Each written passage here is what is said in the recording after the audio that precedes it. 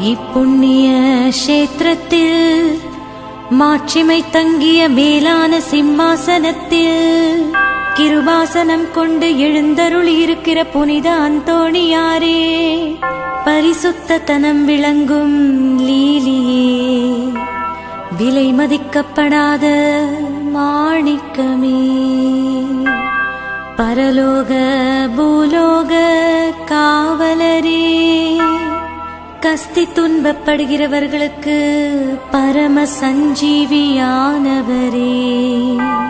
பாவிகளின் தஞ்சமே, உமது இன்பமான சந்நிதானம் தேடி வந்தோம்.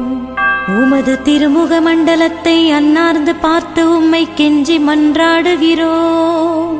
மகா சிரவணம் பொருந்திய புனித அந்தோணியாரே, சூரத்தனம் உள்ள மேய்ப்பரே, பசாசுகளை மிரட்டி ஓட்டுபவரே, திருச்சபையின் கருணையின் கண்ணாடியானவரே, இவ்வுலகில் எங்கள் ஆதரவும் நீரல்லவோ, எங்கள் தஞ்சமும் நீரல்லவோ, எங்கள் சந்தோஷமும் நம்பிக்கையும் பாக்கியமும் நீரல்லவோ, நீர் எங்கள் ஞானத்தந்தை என்பதை எங்களுக்கு காண்பியும்.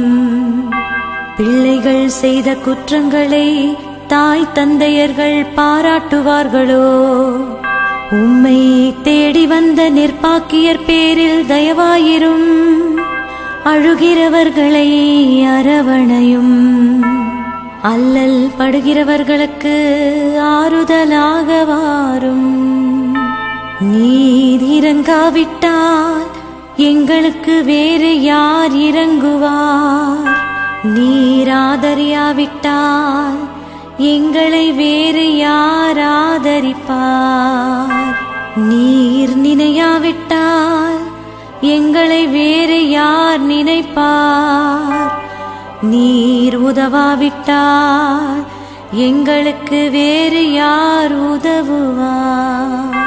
தஞ்சமென்று ஓடி வந்த அடியோர்கள் பேரில் தயவாயிரும்.